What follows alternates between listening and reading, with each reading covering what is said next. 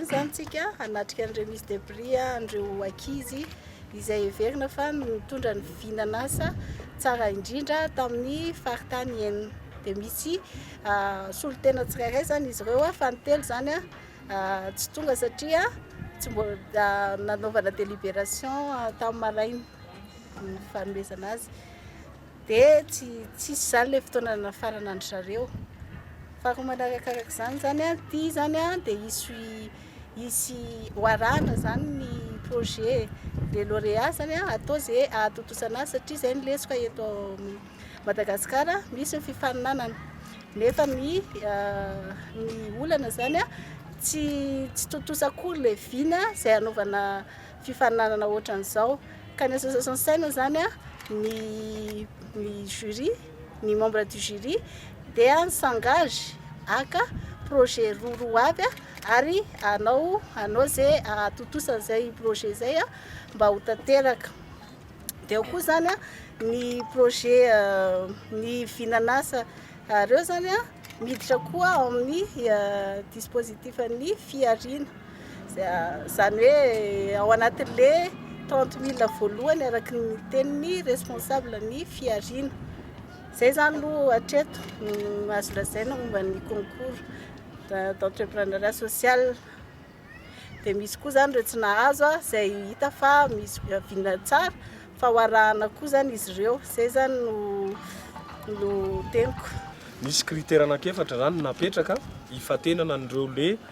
vinavinanasa izay no angatahana tamin'ny tsirairay dia ny resaka fikarohana zany fanavozana anankiray dia ny resaka fanajana ny tontolo iainana na faharoa dia ny resaka fitombenan'ny vinavina atao zany hoe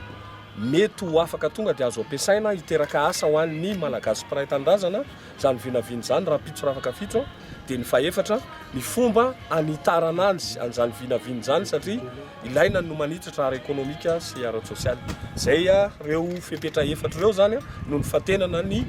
lauréat zany hoe ny voalohany isaky ny province nazavain'ny président teo zany fa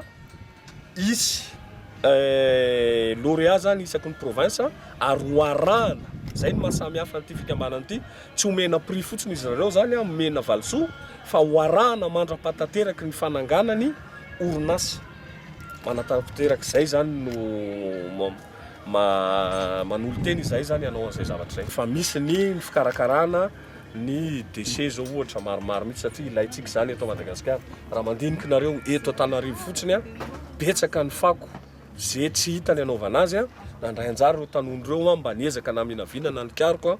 dia ao anatin'izany ny fambolena biolojika ohatra ao anatin'izany ny fiompiana zanatrondro zay miaraka ihany koa amin'ny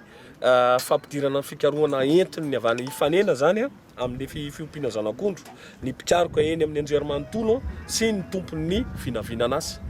raha ohatra ka hoe fitotiniko zay